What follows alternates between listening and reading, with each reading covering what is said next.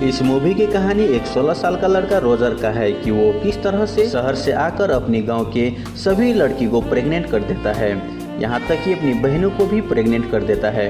उसके बाद उसका क्या होता है जानने के लिए वीडियो को लाइक करके पूरी वीडियो देखिए। मूवी की शुरुआत में देखते हैं कि रोजर छुट्टी में घर आ रहा होता है, जिसको लाने के लिए मिस लपिता गई होती है। जब वो दोनों आ रहा होता है तब गाड़ी चलते वक्त मिस लपिते के पपीते जोर जोर से हिल रहा होता है। रोजर मिस लपिते को पपीता को देख रहा होता है और उसे बहुत ही आनंद आ रहा होता है। मिस लपिते को भी इस बात का पता होता है, लेकिन वो रोजर से कुछ नहीं बोलती है। देखते देखते वो दोनों घर आ चुका होता है। रोजर के मॉम रोजर को बोलती है कि तुम्हारे पेंट में ये पानी कैसा है। दरअसल मिस लपिते को पपीता को देखकर रोजर को पेंट में ही पानी निकल जाता है। अब यहाँ पर रोजर के मौसी अपने हाथ से उस पानी को साफ करने लगती है और बोलती है कि इस उम्र में ये सब हो जाता है। वहाँ पर रोजर की छोटी बहन आती है जिसका नाम बार्था होती है। बार्था रोजर को काफी सपोर्ट करती रहती है। बार्था अपने भाई को जंगल घुमाने ले जाती है। वहाँ पर मिस लपिता भी आती है और वो दोनों बातें करने लगती है। मिस लपिता को बहुत जोर से लगती है और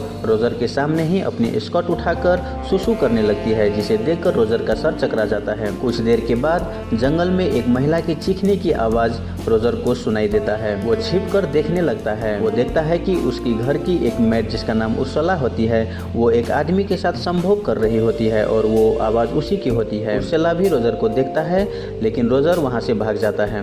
अब रात को रोजर अपने फैमिली के साथ डिनर कर रहा होता है। तब जाकर रोजर की छोटी बहन आज रात को रोजर के साथ सोने के लिए अपनी मम से परमिशन मांगती है, लेकिन उसकी मम बहुत ही स्ट्रिक्ट होती है और वो मना कर देती है। रोजर अपने कमरे में सोने के लिए जाता है। तब जाकर वो प्लेट और कप की खनखनाने की आवाज़ सुनता है और वो बाहर जाकर देखने लगता है। वो देखता है कि उसकी घर की दूसरी मेड जिसका नाम हेलन होती है, उसका कोई कमरे से पीछे से बजा रहा होता है। हेलेन को पीछे से कौन बजा रहा होता है वो नहीं देख पाता। ये सब देखकर रोजर सोने के लिए जाता है। वो देखता है कि उसकी छोटी बहन बार्था चुपके से वहाँ पर मौजूद होती है।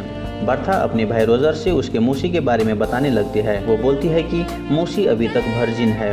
रोजर बोलता है कि वो अभी तक शादी क्यों नहीं की।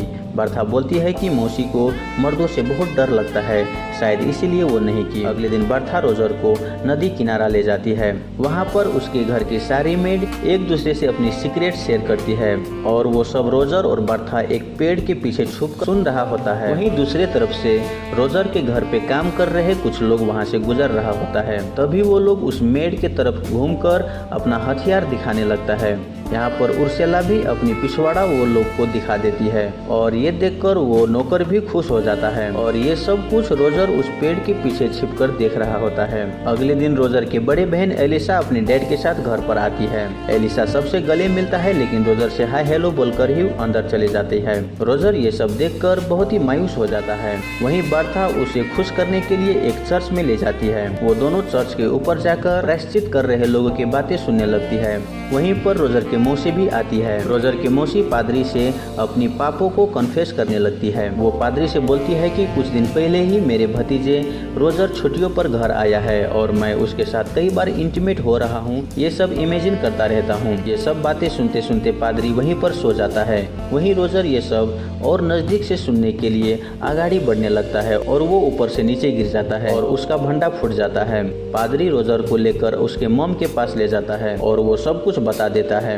रोजर के मॉम पादरी से बोलती है कि इसको क्या सजा दे। पादरी बोलता है कि इसके पिछवाड़े पर 10 फटका लगाओ। रोजर के मॉम उसके मौसी के अपने हाथों से मारने के लिए बोलती है, लेकिन वो मना करती है। पादरी के कहने पर न चाहते हुए भी उसके मौसी उसके पिछवाड़े पर 10 फटका मार देती है, जिसे देखकर बार्था और उर्सुला को बहुत ही बुरा लगता है। लेकिन उसी वक्त रोजर की बहन एलिसा और उसके फैंसू रोनाल्ड भी वहाँ पर आ जाता है। रोनाल्ड रोजर को ऐसी हालत में देखकर बहुत ही खुश हो जाता है। रोजर अपनी कमरे में जाकर रोने लगता है। वो सोचता है कि यहाँ पर सब लोग मजा कर रहा है, लेकिन सिर्फ मेरे साथ ही ऐसा क्यों हो रहा है। तभी फिर से कप और प्लेट की आवाज़ सुनाई देता है। जब वो बाहर देखता है तब जाकर फिर से कोई हेलेन के पीछे से बजा रहा होता है। ये सब उसके अंकल फ्रैंक भी देख रहा होता है। फ्रैंक रोजर को जैसे ही देखता है वो वहाँ से चले जाता है। कुछ देर के बाद उर्सुला रोजर के पास आकर उसके पिछवाड़े में दवा लगाने के लिए आती है। रोजर उसे मना कर देता है। रोजर उर्सुला से पूछता है कि हेलेन को हर रात पीछे से कौन बजा रहा है। उर्सुला बोलती है कि ये एक टॉप सीक्रेट है और वो ये बोलकर वहाँ से चली जाती है। रोजर सोचने लगता है कि कौन हो सकता है। तब जाकर वो सोचता है कि शायद फ्रैंक को मालूम होगा, क्योंकि वो भी देख रहा था और वो फ्रैंक के रूम में जाता है। फ्रैंक अपने हाथ पैंट के अंदर डालकर दूरबीन से कुछ देख रहा था। रोजर को आते देख वो वहाँ से चले जाता है। फ्रैंक के जाने के बाद रोजर भी उस दूरबीन को देखने लगता है और वो उस दूरबीन से देखता है कि एक जोड़ी वहाँ पर इंटीमेट हो रहा है और यही फ्रैंक देख रहा था। और ये सब देखकर रोजर बोलता है कि अंकल फ्रैंक तो छुपा रुस्तम निकला। वहीं टेबल पर एक अश्लील किताब रखा हुआ होता है। वो चुपके से वो किताब लेकर वहाँ से जाने लगता है कि तभी एक आवाज सुनाई देता है जो कि उसके मॉम के रूम से आ रहा होता है। वो उस रूम में की होल की मदद से देखने लगता है। वो देखता है कि उसके मॉम और डैड इंटीमेट हो रहा है और रोजर चुपके से देख रहा होता है कि तभी रोनाल्ड वहाँ पर आ जाता है और उसे वो पकड़ लेता है। रोजर रोनाल्ड को बोलता है कि तुम जो कहोगे मैं वो करूँगा, लेकिन प्लीज ये सब किसी को बताना मत। रोनाल्ड भी इस बात को फायदा उठाकर रोजर से अपनी गाड़ी धुलवाता है। उसके बाद रोजर वो अश्लील बुक पढ़ने के लिए घोड़े के तबेले में जाता है। वहाँ पर एक नौकर आता है और उसी वक्त हेलेन भी वहाँ पर आ रहा होती है। रोजर नौकर और हेलेन को देखकर एक कोने में छुप जाता है। हेलेन वहाँ पर मुर्गा को दाना डाल रहा होता है कि तभी नौकर उसे खिड़की में फंसा देता है और उसका बैंड पीछे से बजाने लगता है। हेलेन हेल्प मांगती है और उसे हेल्प करने के लिए रोजर जाता है। जैसे ही रोजर उसे हेल्प करने लगता है, हेलेन मना कर देती है क्योंकि उसे भी मज़ा आ रहा होता है। अगले सीन में देखते हैं कि रोनाल्ड और अलीसा बातें कर रहे होते हैं कि तभी रोनाल्ड रोजर को अपने जूते साफ करने के लिए बोलता है। रोजर जूता साफ करने से मना कर देता है। तब जाकर रोनाल्ड को बहुत ही गुस्सा आता है और वो रोजर के मॉम को बोल देता है कि रोजर आपके रूम में रात को छुप छुप कर देखा करता है। ये सब सुनने के बाद उसके मॉम को बहुत ही गुस्सा आता है और वो बोलता है कि मैंने सब बच्चे को अच्छे ज्ञान दिया है, लेकिन पता नहीं इस निकम्मों को ऐसा ज्ञान कौन देता है। और रोजर के मॉम रोजर को डांट कर वहाँ से जाने के लिए बोलता है। रोजर जाते वक्त अपनी अश्लील किताबें अपनी बहन अलीसा की किताब से एक्सचेंज कर देता है और वो चुपके से देखने लगता है कि अलीसा उस किताब को पढ़ता है कि नहीं। अलीसा भी वो किताब ले लेती है और चुपके से कमरे में जाकर पढ़ने लगती है और ये सब रोजर देख रहा होता है। उसके बाद रोजर अपनी प्यास बुझाने के लिए उर्सुला के पास जाता है। वो चुपके से उर्सुला को पीछे से पकड़ लेता है। उर्सुला भी उसे कुछ नहीं बोलती है। तभी जाकर वहाँ पर दूसरी मेड चली आती है और रोजर उसे देखकर वहाँ से भाग जाता है। तब जाकर रोजर मिस लपिता के पास जाकर इंटीमेट होने का प्रयास करता है, लेकिन उस वक्त बाहर से एक आदमी शोर मचाने लगता है कि जर्मनी और फ्रांस के बीच वार स्टार्ट हो गया है। ये बात सुनकर सब लोग बाहर आ जाते हैं और रोजर का प्लान फेल हो जाता है। उसके बाद घर के सभी मर्द पार्टी करते हैं क्योंकि सभी मर्दों को कल वार में शामिल होना पड़ता है। उस पार्टी में फ्रैंक बोलता है कि मुझे अस्थमा है और मैं वार में नहीं जा सकता। ये सब देखकर रोजर बहुत ही खुश हो जाता है क्योंकि अब वही अकेला मर्द बचा है। ये सब ठरकी औरतों के लिए। उस रात को सभी मर्द अपनी वाइफ के साथ घपाघप करते हैं क्योंकि कल सब वार पे चले जाएंगे। दूसरे दिन सुबह को उस गांव के सभी मर्द वार के लिए चले जाते हैं। अब रोजर का दिन आता है और वो सबसे पहले उर्सुला के पास जाकर उसके साथ घपाघप करता है।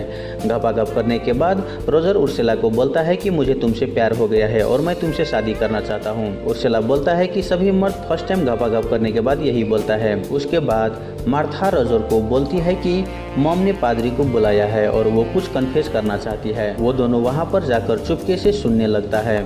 उसके मॉम उस पादरी से बोलती है कि मेरे हस्बैंड मुझे रात को अलग अलग पोज से घपाघप करता है और ये सब करके मुझे भी बहुत आनंद आता है।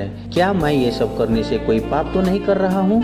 पादरी बोलता है कि तुम अपनी पति के साथ कुछ भी करो, कोई भी पोजीशन में करो, इससे कोई पाप नहीं होता है। उसके मॉम रोजर को ये बातें सुनता देख लेती है, लेकिन इस बार रोजर को डर नहीं लगता है। वो बोलता है कि यहाँ पर कोई मर्द नहीं है जो मुझे हाथ लगा सके। अगले सीन में रोजर के घर के एक मेड केट नदी किनारे पर बैठी होती है। रोजर चुपके से पानी से निकलकर केट को अपनी बात में फंसाकर उसके साथ वहीं पर घपाघप करता है। अब रोजर हर दिन किसी न किसी के साथ घपाघप करते रहता है। अगले सीन में देखते हैं कि रोजर के पिता वार के समय में घर आता है। दरअसल उसके पिता हाई पद के मिलिट्री होता है। जब वो चाहे अपने घर आ जा सकते हैं। रात को उसके मॉम डैड घपाघप कर रहा होता है और उसके रूम में रोजर चुपके से आराम से आकर बैठकर ये सब देख रहा होता है। क्योंकि अब उसका मन बढ़ गया है और उसे किसी से भी डर नहीं लगता है। उसके पेरेंट्स वहाँ से उसे निकाल देता है। उसके बाद रोजर अपनी मौसी के पास जाता है और उसे बोलता है कि मुझे पता है तुम अभी तक वर्जिन हो, मैं तुम्हें हेल्प करने के लिए आया हूँ, और उसे भी अपनी बातों में फंसाकर उसके साथ भी घपाघप कर लेता है। उसके बाद हेलेन भी अपनी प्यास बुझाने के लिए रोजर के कमरे में जाता है और रोजर भी उसके साथ घपाघप करता है। अब यहाँ पर रोजर की बड़ी बहन अलीशा घोड़सवारी करके आ रहा होती है और ये सब रोजर देख रहा होता है। अलीशा घोड़े को तबेला में बांधने के लिए जाता है। उसके पीछे पीछे रोजर भी वहाँ पर जाता है। अलीशा घोड़ा को बांध रहा होता है। तब जाकर रोजर बोलता है कि लाओ मैं तुम्हें हेल्प कर देता हूँ, और वो हेल्प करने के बहाने उसके साथ भी घपाघप करने लगता है। अब रोजर घर के सभी औरतें के साथ घपाघप कर रहा होता है और वो एक साथ दो तीन लड़की के साथ घपाघप करने लगता है। उसे सोने के लिए भी टाइम नहीं मिल रहा होता है क्योंकि सभी औरतें उसके रूम के बाहर लाइन लगा हुआ होता है। एक दिन अलीशा रोजर को बोलती है कि मैं प्रेग्नेंट हूँ, और ये भी न्यूज आता है कि वार खत्म हो चुका है और सब लोग अपने अपने घर आता है। यहाँ पर रोजर की मौसी भी बोलती है कि मैं प्रेग्नेंट हूँ। उसके बाद उर्सेला भी बोलती है कि मैं भी प्रेग्नेंट हूँ। ये सुनने के बाद रोजर को टेंशन होने लगता है। वो सोचने लगता है कि अब इसको कुछ करना पड़ेगा, नहीं तो मेरा भंडा फूट जाएगा। अगर कुछ ऐसा हुआ तो मेरा बाप मुझे दौड़ा कर मुझे मारेगा। और तब जाकर उसे एक आइडिया आता है और वो अलीशा को बोलता है कि आज रात तुम अपने मंगेतर रोनाल्ड के साथ घपाघप करना, उसको ऐसा लगे कि ये बच्चा उसका है। अलीशा भी मान जाती है। उसके बाद रोजर अपनी मौसी के पास जाता है और उसे बोलता है कि तुम फ्रैंक के साथ घपाघप करो क्योंकि वो तुम्हें बहुत ही प्यार करता है। और रोजर उसके मौसी के बेड पर नेल पॉलिश लगा देता है ताकि फ्रैंक को ऐसा लगे कि वो वर्जिन थी। रोजर सभी महिलाओं को वो अपनी बच्चा को ठेगाना लगाकर हेलेन के साथ घपाघप करता है। अगले दिन रोजर की छुट्टियां खत्म हो जाता है और वो जाने की तैयारी करने लगता है। तभी जाकर हेलेन वहाँ पर आता है और वो रोजर के पास आकर बोलती है कि मैं भी प्रेग्नेंट हूँ। ये बात सुनकर रोजर बोलता है कि डोंट वरी, मैं इसका भी बाप ढूंढ लूंगा। हेलेन बोलती है कि डोंट वरी, मेरे साथ कई बार कोई ना कोई मुझे पीछे से घपाघप कर चुका है, जो मुझे पसंद आएगा मैं उसी को इस बच्चे के बाप बना दूंगा। अब रोजर की छुट्टी खत्म हो जाता है और वो शहर जाने लगता है। तो दोस्तों इसी के साथ ये मूवी खत्म हो जाता है। दोस्तों इस मूवी का नाम है what every French woman wants. इस मूवी को साल 1986 में रिलीज किया गया था और इस मूवी को IMDb पे 5.8 आउट ऑफ 10 का रेटिंग मिला है।